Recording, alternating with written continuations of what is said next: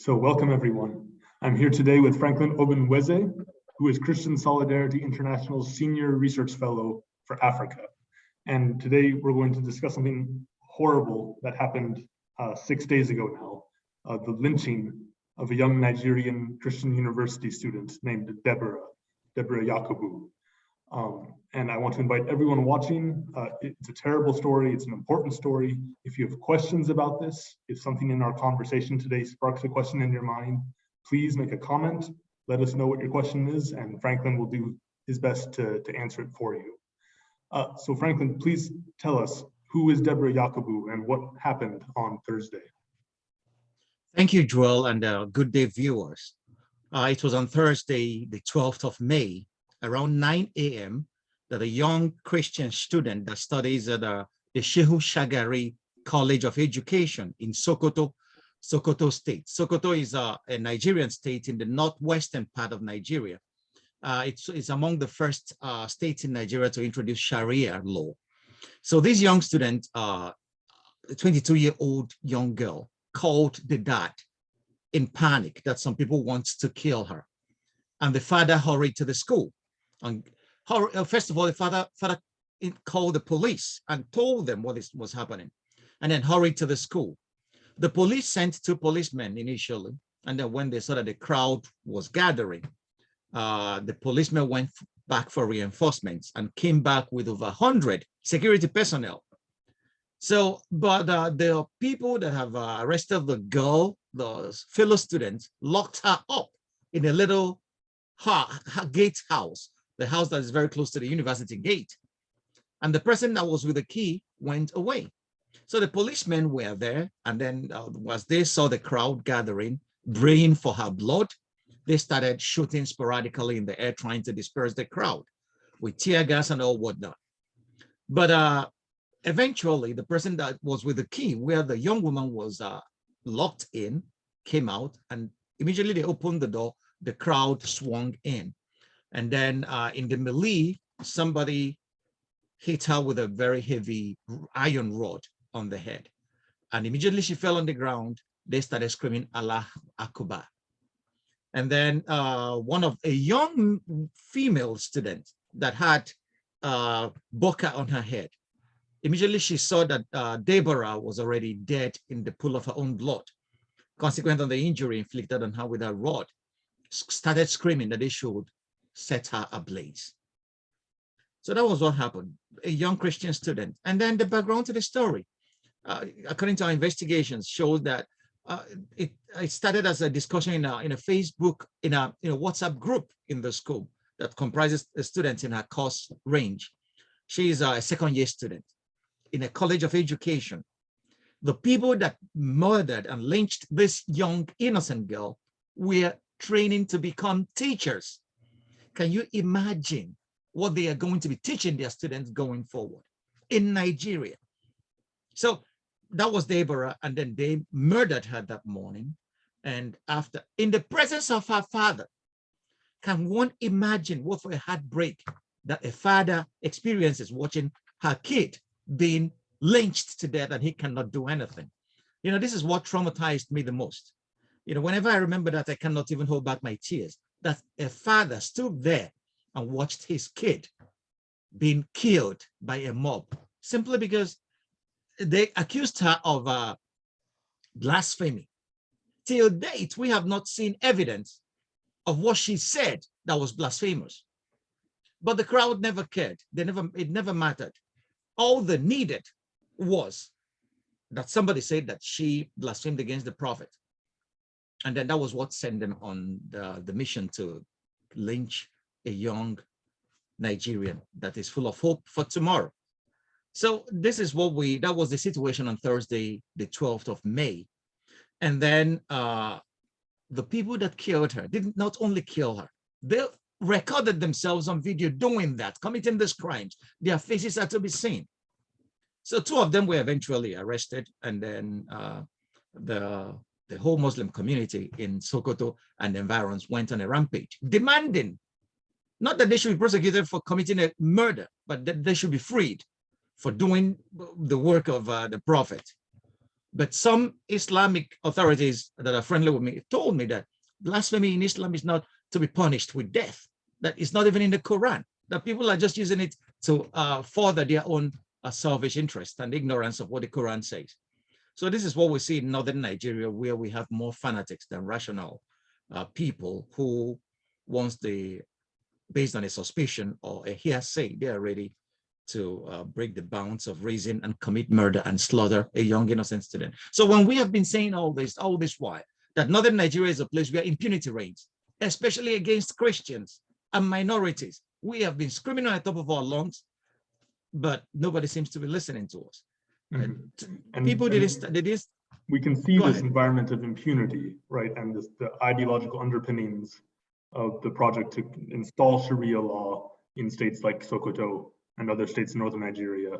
And what was really shocking to me was that the murder itself was horrible. And both of us have been really, I think, struggling emotionally with seeing the videos and what's happened. But then the reaction from Nigeria's leadership, right? I have a quote here from Nigeria's president, Muhammad Buhari, who said he called for an impartial, extensive probe into all that happened before and during the incident. He didn't call for anyone to be punished. He didn't promise that there would be justice. He just called for an investigation. It's quite clear what happened, actually. I'm not sure how much of an investigation is needed. And then he said, and quote, "Muslims all over the world demand respect for the holy prophets. And where transgressions occur, the law does not allow anyone to take matters into their hands. The constituted authority must be allowed to deal with such matters when they arise." So in other words, according to Nigeria's president, the problem is not that Deborah was killed, the problem is that she was killed by a mob. It seems that the president would have preferred that she be arrested for the crime of blasphemy and then put to death. Well, one sees in the tongue-in-cheek declaration of our president that he's walking a tightrope. I can appreciate his position. He doesn't want to anger his Muslim base. He's a Muslim as well. So he doesn't want to anger the base that brought him to office. And we have even accused that president of being a Muslim fanatic. Even there are some intelligence reports that declared the Americans, we saw that in WikiLeaks report, that he's a Muslim fan, an Islamic fanatic. Even the leader of his own party, when asked by the Americans, Bola Ahmed Tinubu, said that Muhammadu Buhari is an Islamic fanatic, that he should not become the president of Nigeria. But all of a sudden, they are now in the same party and he's our president. So he wouldn't want to roil the base, but that shows you the kind of impunity he has empaneled. Let's leave Yakubu for one moment and think about what is happening in the middle belt of Nigeria. Christians are being slaughtered day in, day out. The president looks on. He doesn't do anything to arrest that problem. Is it only in the middle belt? What about the southern Kaduna, where Christians are being demographically cleansed? That's ethnic and religious cleansing. What is our president doing? The Fulani Herdsmen, the fourth deadliest terror organization in the world, is on a campaign of terror across Nigeria. We have the bandits who issued from this Fulani Herdsmen. What is he doing? So anyway, some people may argue that he's a lame duck president because he has a few months in office. But for his 8 years in power, Muhammadu Buhari has not lived up to the statutory responsibilities he owes Nigerians to protect their lives and properties. And Christians are bearing the brunt of it all because this impunity empowers Islamic fanatics to murder and slaughter Christians at will. That's the unfortunate thing we are seeing across the length and breadth of Nigeria today. As long as we're talking about messaging from the top, I've been monitoring the Twitter feeds and the public statements of different officials from the United States. Our ambassador for international religious freedom, our Secretary of State, really anybody. I've been looking for anyone to say anything about this. So far, 6 days out from this murder, total silence. I haven't seen any comments on this, which is really shameful in and of itself, but it's even more shameful when we consider that the US maintains a list of countries of particular concern for religious freedom, and that just 6 months ago, the US took Nigeria off of this list. No explanation, no defending the decision. They just removed it. They just issued a new list, actually, and Nigeria was not on it. How do you make sense of this? There is no sense to be made of that, my dear Joel. We protested, we kicked, we clawed that Secretary Blinken not remove Nigeria from the list of countries of particular concern in November when he visited Nigeria. But these were the basis. We had a lot of evidence detailing what will happen, that they are empowering impunity if Nigeria is removed, because he went to Abuja and canonized the regime, telling them you could do whatever you want with the Christians and your minorities. It's not our problem, in as much as America's strategic interests in Africa are respected. That is all. And this is the kind of impunity, this is the kind of mistake that the United States makes in several countries. You don't understand the sensibilities of the people, and then you make policies based on a few elitist interests that you think will advance the American interest going forward. But it doesn't respect human rights, it doesn't respect democracy in our country, it doesn't respect religious freedoms of people.